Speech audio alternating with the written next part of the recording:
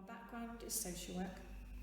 but after living abroad and coming back and having a young family, that's not what I wanted to go back to.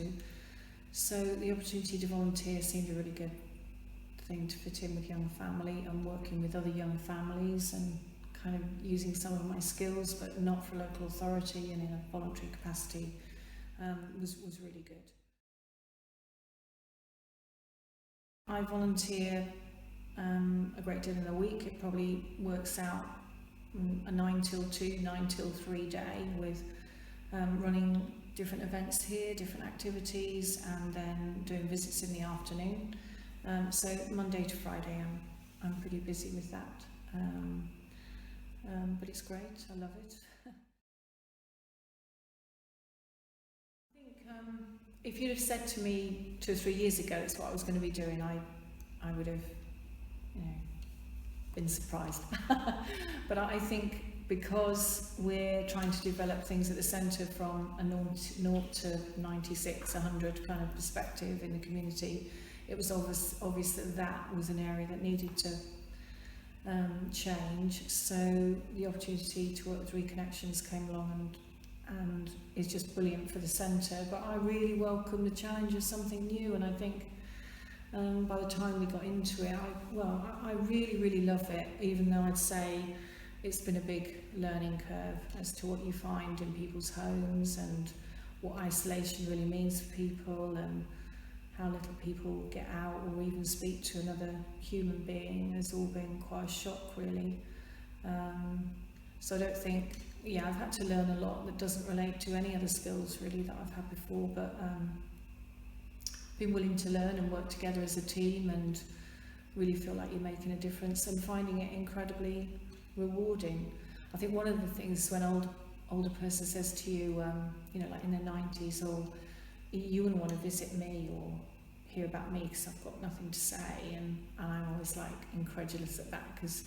they've got years of interesting stories, and I don't know, maybe now I'm older, I'm really happy to listen to that, and I really value that and think that that's important, and maybe in a way that I wouldn't have appreciated when I was younger.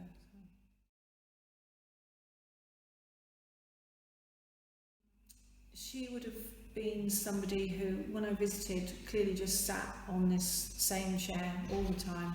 being quite consumed with what was wrong with her,